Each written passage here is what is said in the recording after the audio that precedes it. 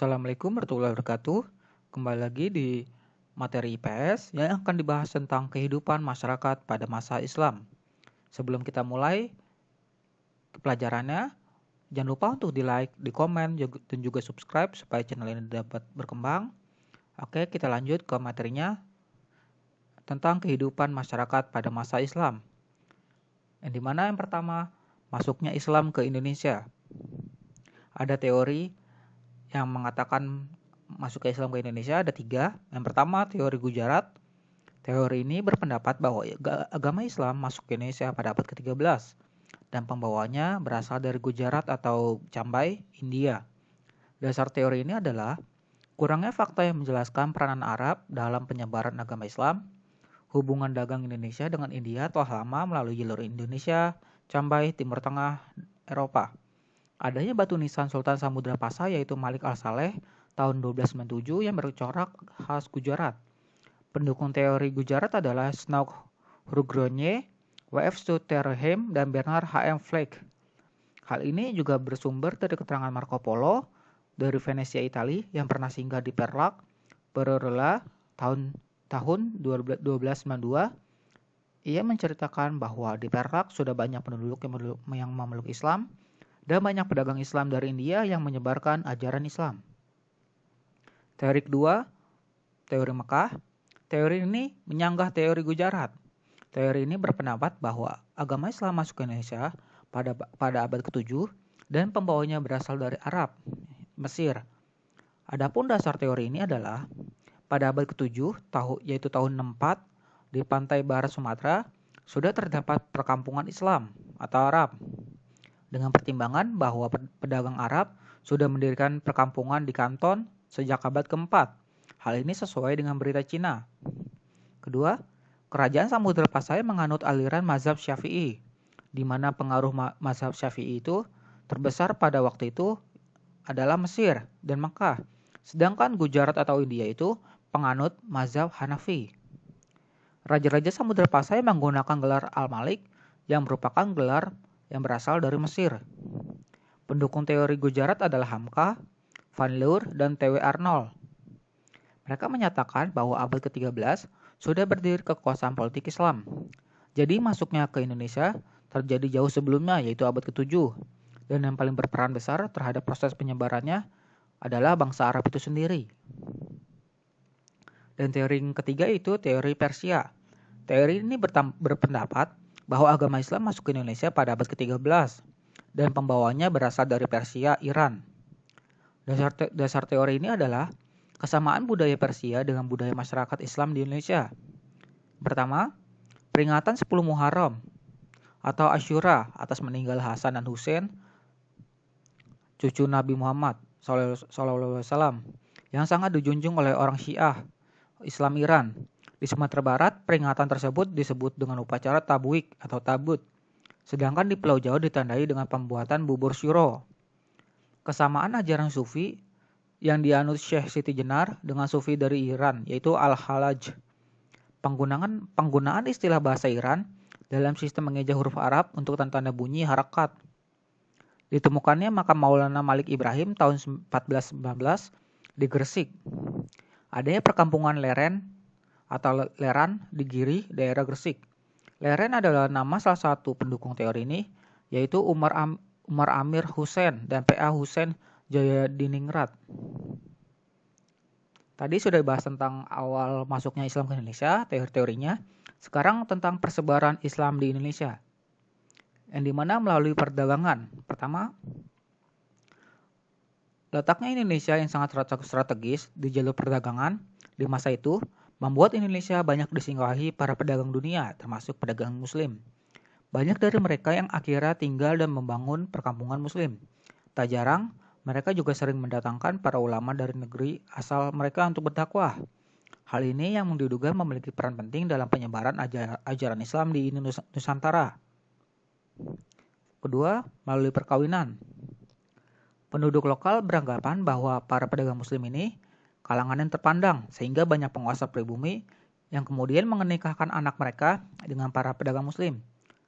Sebagai syaratnya, sang gadis itu harus memeluk Islam terlebih dahulu Hal inilah yang diduga memperlancar penyebaran ajaran Islam.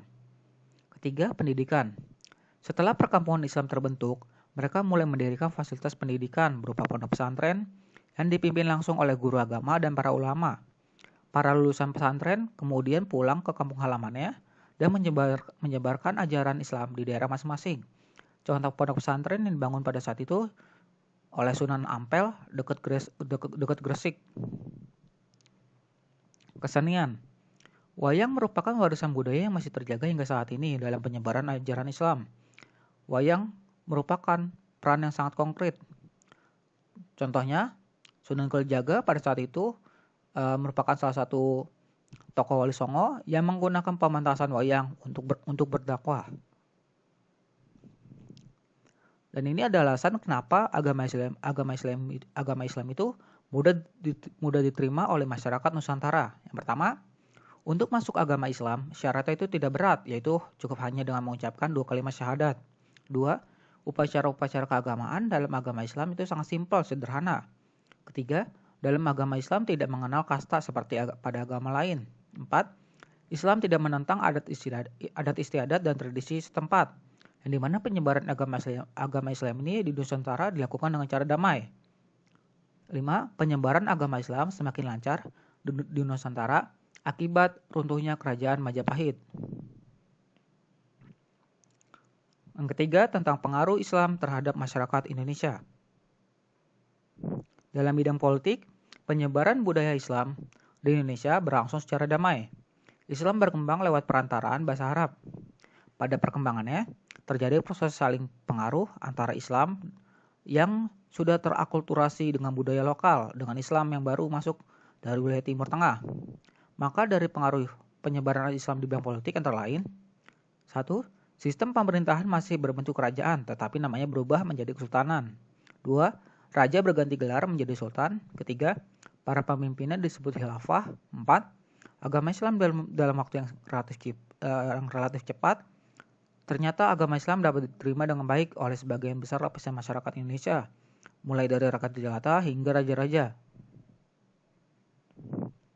Bidang sosial. Pada masa Hindu-Buddha terjadi pembedaan yang tegas antara kelompok masyarakat atau disebut juga sistem kasta. Setelah Islam masuk, sistem kasta kemudian menjadi hilang, pudar, karena ajaran Islam itu tidak menerapkan sistem kasta. Tetapi pada masa Islam masih terdapat penggolongan kelompok masyarakat.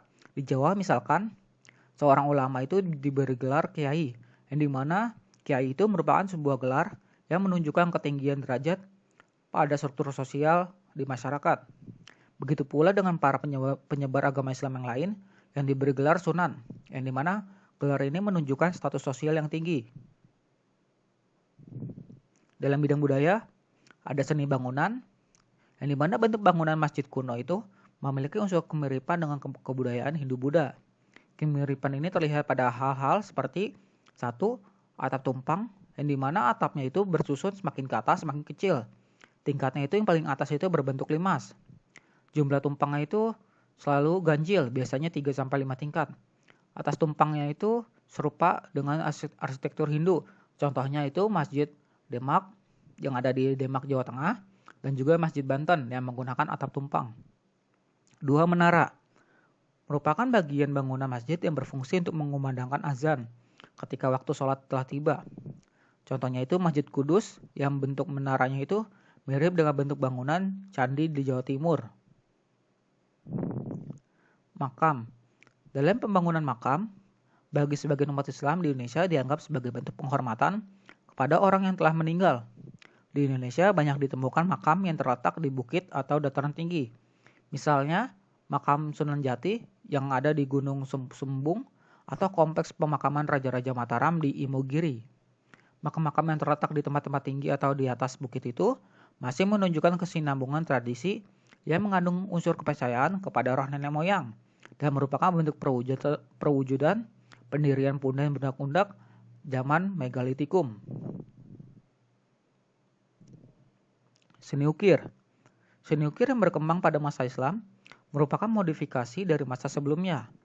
Dalam ajaran Islam ada larangan untuk membuat patung atau melukis makhluk hidup, apalagi dalam bentuk manusia. Meskipun demikian, seni ukir terus berkembang dengan menggunakan ragam hias yang terdiri dari pola-pola daun-daunan, bunga-bungaan atau teratai, bukit-bukit karang, pemandangan, dan garis-garis geometri. Ragam hias ini kemudian ditambah dengan ragam hias huruf Arab atau kaligrafi yang kerap kali digunakan untuk menyamarkan lukisan makhluk hidup. Ya, untuk sekian saja untuk materi tentang awal kehidupan masyarakat pada masa Islam, masuknya Islam Indonesia, teori-teorinya, lalu tentang persebaran Islam di Indonesia dan pengaruhnya terhadap masyarakat Indonesia.